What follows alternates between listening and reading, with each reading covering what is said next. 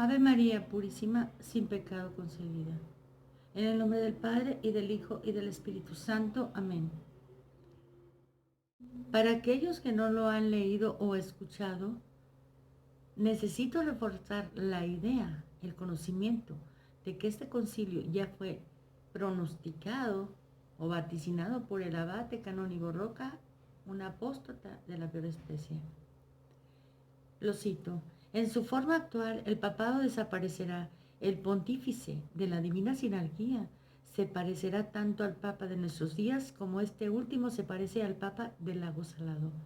El nuevo orden social se implantará al margen de Roma, sin Roma, a pesar de Roma o contra Roma. Escuchen lo que sigue. El viejo papado, el viejo sacerdocio, abdicarán de buena gana ante el pontificado y ante los sacerdotes del futuro, que serán los del pasado, convertidos y transfigurados con vistas a la organización científica del planeta a la luz del Evangelio. Y esa nueva iglesia, vuelvo a repetir, y esa nueva iglesia, esa iglesia montiniana, esa iglesia que cambió totalmente a raíz del concilio, aunque tal vez no deba conservar nada de la disciplina escolástica, lo acabamos de leer en el video anterior, y de la forma rudimentaria de la iglesia antigua, recibirá sin embargo de Roma la consagración y la jurisdicción canónica. Glorioso centenario, Abate Roca, páginas 452 y 466. Este era el pretexto. Escuchemos. El papado de los viejos tiempos no tiene ya nada que decirles a los tiempos modernos, los cuales, por otra parte, no tienen oídos para oírle. El viejo papado no tiene ya nada que hacer en el nuevo orden social que ha de implantarse indefectiblemente. Pronunciando su propia caducidad, el papado romano declarará urbi et orbi, que habiendo terminado su misión y su papel de iniciador, se disuelve libremente en su antigua forma. Por eso entrega la tiara, deja el báculo. Nos lo hace notar el padre Luigi Villa, para dejar el campo libre a las operaciones superiores del nuevo pontificado de la Iglesia y del nuevo sacerdocio.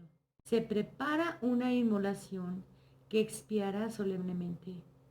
El papado sucumbirá, morirá bajo el cuchillo sagrado que forjarán los padres del último concilio. Glorioso centenario, Roca, página 13. Volveremos a citar a Bella Dodd, cuyo libro School of Darkness puede ser muy útil para quien quiera conocer más de su trabajo. Ella, en conferencia pública, una docena de años antes del Vaticano II, declaró que en la década de 1930 habían puesto 1,100 hombres en los seminarios para destruir a la iglesia desde adentro. La idea era que estos hombres fueran ordenados y progresaran a posiciones de influencia y autoridad como monseñores y obispos. Ahora mismo ellos se encuentran en los más altos niveles de la jerarquía, dijo. También dijo que estaban trabajando para traer sobre un cambio para debilitar la eficacia de la iglesia contra el comunismo. Que estos cambios serían tan drásticos que después de un concilio la iglesia quedaría irreconocible. La idea era destruir no la institución de la iglesia, sino la fe del pueblo, e incluso usar la institución de la iglesia, si fuera posible, para destruir la fe a través de la promoción de una pseudo religión, algo que se parecía al catolicismo, pero que no lo era.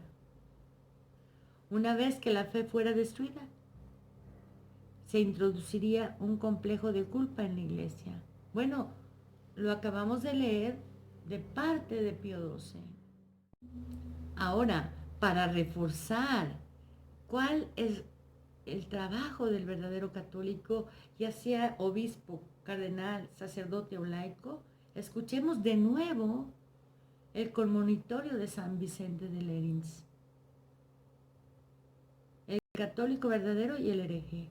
De todo lo que hemos dicho, aparece evidente que el verdadero y auténtico católico es el que ama la verdad de Dios y a la Iglesia, cuerpo de Cristo. Aquel que no antepone nada a la religión divina y a la fe católica. Ni la autoridad de un hombre, ni el amor, ni el genio, ni la elocuencia, ni la filosofía, sino que despreciando todas estas cosas y permaneciendo sólidamente firme en la fe, está dispuesto a admitir y a creer solamente lo que la Iglesia siempre y universalmente ha creído. Sabe que toda doctrina nueva y nunca antes oída, insinuada por una sola persona o por un grupo, fuera o contra la doctrina común de los fieles, no tiene nada que ver con la religión, sino que más bien constituye una tentación. Adoctrinado en esto especialmente por las palabras del apóstol Pablo, es necesario que incluso haya herejías, para que se descubran entre vosotros los que son de una virtud probada. Como si dijera, Dios no extirpa inmediatamente a los autores de herejías, para que se manifiesten los que son de una virtud probada. Y verdaderamente, apenas un viento de novedades empieza a soplar, inmediatamente se ve cómo los granos cuajados de trigo se separan y se distinguen de la cascarilla sin peso, y sin gran esfuerzo es arrojado fuera de la era, lo que no está sostenido por peso alguno. Algunos vuelan inmediatamente, otros, en cambio, trastornados y desalentados, temen perecer, pero se avergüenzan de regresar, apaleados como están y más muertos que vivos. Parece exactamente como si hubieran bebido una dosis de veneno que ya no pueden eliminar y que, aunque no los mata de golpe, no les permite seguir realmente viviendo. ¡Qué claridad, hermanos! Eso es lo que está pasando. Situación desgraciada. Cuántas aflicciones violentas, cuántas turbaciones les asaltan. Ya se dejan arrastrar por el error como de un viento impetuoso, ya se repliegan en sí mismos como olas en la tempestad y son arrojados en la playa.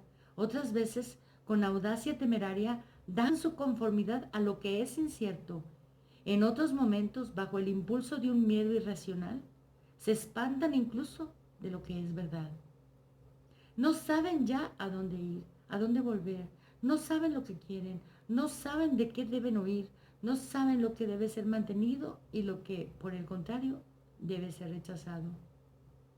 Y si al menos supiesen que estas dudas y esta angustia de un corazón malamente vacilante son el remedio que la misericordia divina les ha preparado.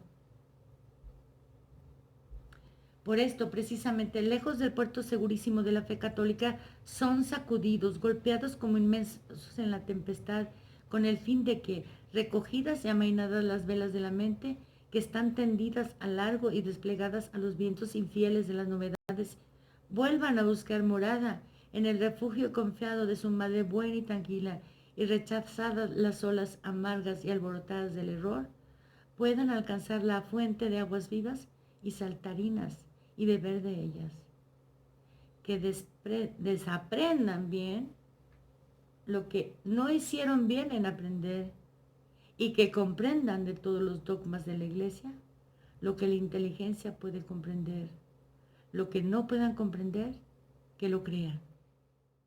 Continuaremos ahora con la lectura de la revista Chiesa Viva y lo comentado por el padre Luigi Villa, para dar un cierre ya al reinado de Pablo VI, que fue el Papa que cambió la Iglesia.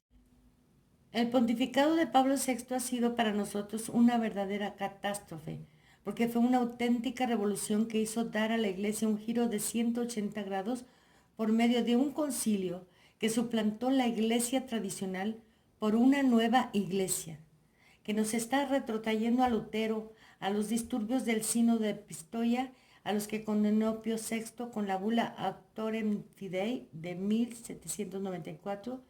Con este libro intentaré demostrar mis aserciones usando de preferencia los textos de Monseñor Montini, del Cardenal Montini y del mismo Papa Montini, aunque forzadamente limitadas en el número Creo que las citas serán, no obstante, suficientes para dar un conocimiento de su verdadero pensamiento como pastor y supremo sacerdote de la Iglesia de Cristo. Intentaré, por lo tanto, mostrar, aunque de manera concisa, sin embargo suficiente, lo que ocurrió en la Iglesia durante sus años de gobierno. Fue una auténtica revolución, una suerte de guerra civil, aunque diferenciado su método y objetivo y la posición que sostuvo. Un libro, el mío, que pongo a los pies de la Inmaculada, suplicando su bendición para el autor y sus lectores. Las raíces de ese, su nuevo curso eclesial, pueden encontrarse en el subjetivismo de Emmanuel Kant y en el naturalismo de Jean-Jacques Rousseau, los cuales pusieron en marcha la revolución del hombre contra Dios. Pero tenemos que recordar también la gran batalla inmediatamente comenzada por los papas.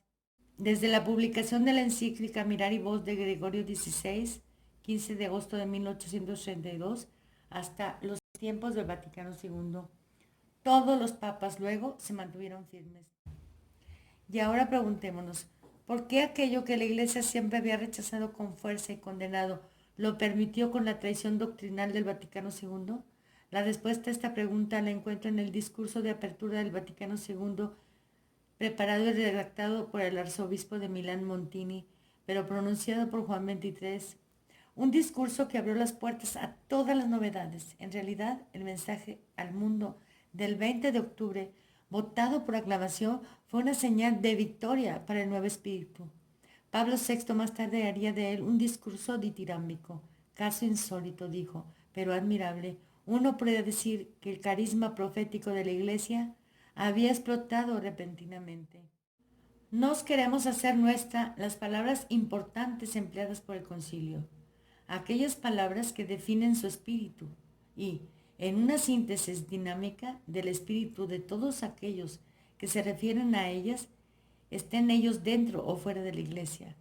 La palabra novedad, simple, muy querida a los hombres de hoy, es muy utilizada, es de ellos.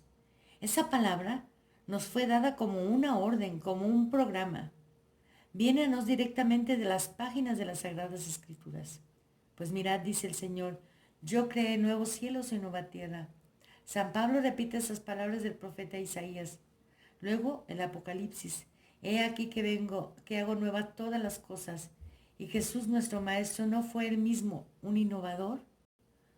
Vosotros habéis escuchado lo que a la gente se le dijo en el pasado, pero ahora yo les digo, repitiendo el sermón de la montaña. Es precisamente así como el concilio es presentado a nosotros. Dos términos lo caracterizan, renovación y ayornamiento. Nos tenemos personalmente en mucho que ese espíritu de renovación, de acuerdo a la expresión del concilio, fue comprendido y experimentado por todos. Responde a la característica de nuestro tiempo, completamente empeñado en una enorme y rápida transformación y generando novedades en todos los sectores de la vida moderna. En realidad, uno no puede negarse a esta espontánea reflexión. Si todo el mundo está cambiando, ¿por qué no cambia también la religión? Entre la realidad de la vida y el cristianismo, el catolicismo especialmente, no hay un desacuerdo, una indiferencia, una incomprensión, una hostilidad recíproca. La primera corre, la otra no se mueve. ¿Cómo podrán andar de acuerdo? ¿Cómo podrá la cristiandad pretender tener hoy alguna influencia sobre la vida? Y es por esa razón que la Iglesia ha emprendido algunas reformas, especialmente después del concilio. El episcopado va a promover la renovación que corresponda a nuestras necesidades presentes. Las órdenes religiosas están reformando sus estatutos. El laicado católico es capacitado y encuentra su rol dentro de la vida de la Iglesia. La liturgia cumple una reforma en la cual cualquiera conoce la extensión e importancia. La educación cristiana revisa los métodos de su pedagogía. Toda la legislación canónica va a ser revisada. Y cuántas otras novedades consoladoras y prometedoras veremos aparecer en la Iglesia. Ellas dan testimonio. El desarrollo del ecumenismo, guiado por la fe y la caridad, dice por sí mismo del progreso casi imprevisible que ha sido alcanzado durante el curso y la vida de la Iglesia. La iglesia mira al futuro con su corazón repleto de esperanza, repleto de nueva expectativa en el amor.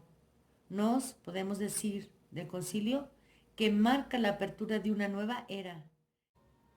Es provechoso que examinemos con mayor diligencia esa frase del apóstol. Oh Timoteo, guarda el depósito, evitando las novedades profanas en las expresiones. Este grito es el grito de alguien que sabe y ama. Preveía los errores que iban a surgir y se dolía de ello enormemente. ¿Quién es hoy Timoteo sino la Iglesia Universal en general y de modo particular el cuerpo de los obispos, quienes ellos principalmente deben poseer un conocimiento puro de la religión cristiana y además transmitirlo a los demás? ¿Y qué quiere decir guarda el depósito? Estate atento, le dice, a los ladrones y a los enemigos. No suceda que mientras todos duermen, vengan a escondidas a sembrar cizaña en medio del buen grano que el Hijo del Hombre ha sembrado en su campo. Si se concediese, aunque fuera para una sola vez, permiso para cualquier mutación impía, no me atrevo a decir el gran peligro que correría la religión de ser destruida y aniquilada para siempre. Si se cede en cualquier punto del dogma católico, después será necesario ceder en otro, y después en otro, y en otro más, y así hasta que tales abdicaciones se convertirán en algo normal ilícito. Y una vez que se ha metido la mano para rechazar el dogma pedazo a pedazo, ¿qué sucederá al final sino repudiarlo en su totalidad? Si se empieza a mezclar lo nuevo con lo antiguo, lo extraño con lo que es familiar, lo profano con lo sagrado, en breve este desorden se difundirá por todas partes y nada en la iglesia permanecerá intacto, íntegro, sin mancha. Y donde antes se levantaba el santuario de la verdad pura e incorrupta, precisamente en ese lugar se levantará un lupanar de infamias y de torpes errores. Que la misericordia divina mantenga alejado de la mente de los suyos este crimen. Que esto no sea más que una locura de los impíos. La Iglesia de Cristo, custodio vigilante y prudente de los dogmas que le han sido confiados, no cambia nunca nada en ellos. Pero volvamos a la exhortación del apóstol. Oh Timoteo, guarda el depósito, evitando las novedades profanas en las expresiones. Evítalos, le dice, como se hace con una víbora, con un escorpión, con un basilisco, para que no solamente el contacto, pero ni siquiera su vista y su aliento te hieran. Ahora bien, ¿qué significa evitar? Con gente así no debéis ni tomar bocado. Primera de Corintios 3, 9. Y también, si alguno viene a vosotros y no trae esta doctrina, no la recibáis en casa ni le saludéis. 2 de Juan 10, 11. Porque quien la saluda participa en sus acciones perversas. El apóstol nos habla de novedades profanas en las expresiones. Ahora bien, profano es lo que no tiene nada de sagrado ni religioso, y es totalmente extraño al santuario de la iglesia, templo de Dios.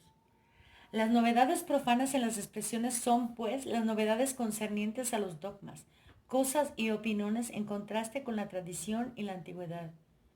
Su aceptación implicaría necesariamente la violación poco menos que total de la fe de los santos padres. Llevaría necesariamente decir que todos los fieles de todos los tiempos, todos los santos, los castos, los continentes, las vírgenes, todos los clérigos, los levitas y los obispos, los millares de confesores, los ejércitos de los mártires, un número tan grande de ciudades y de pueblos, de islas y provincias, de reyes, de gentes, de reinos y naciones, en una palabra, el mundo entero incorporado a Cristo, cabeza, mediante la fe católica, durante un gran número de siglos, ha ignorado, errado, blasfemado, sin saber lo que debía creer. Evita pues las novedades profanas en las expresiones, ya que recibirlas y seguirlas no fue nunca costumbre de los católicos y sí de los herejes. Para terminar, yo quiero hacer una aclaración. Después de haber hecho estas lecturas, después de enterarnos cómo la Iglesia nos indica que nos debemos separar de los herejes como si fueran víboras, y esto mismo lo repite la bula Cum ex Apostolatus Officio. No veo de qué manera los que reconocen y resisten puedan justificar su unidad con esta iglesia conciliar que no es la iglesia católica, que se dice ser la iglesia católica, pero tiene todo diferente. Es una construcción de los hombres, como dice Ana Catalina Emmerich, en ella todo viene de la tierra y va a la tierra, no es hacia Dios. Es la iglesia de los apóstatas que quieren hacer un cuerpo fuera del cuerpo de Cristo. Más claro ni el agua cuando vemos las reuniones de Asís. Como vimos con tristeza, se ignoró lo que Nuestra Señora pidió en Fátima y hoy estamos sufriendo los resultados. Seamos fieles, obedezcamos a sus peticiones, el rosario diario. El sábado primero reparemos con la confesión, la comunión y 15 minutos a sus pies. Los santos nos han revelado que vendrán 3 días de oscuridad, en los cuales solo las velas benditas el día de la Candelaria serán las que prenderán. Necesitan una bendición especial. Esa no se da en las misas modernistas. Esa bendición es especial y solo se da en la misa católica. Exijan los sacramentos católicos. A partir de mañana daremos seguimiento a una petición de Dios nuestro Padre que se hizo también en aquellos tiempos, 1932, de pedir una fiesta especial a Dios nuestro Padre. Le dedicaremos 8 días a conocer la historia de nuestra salvación. Dedicaremos pues entonces la semana siguiente a dedicarnos y consagrarnos a nuestro Padre Celestial.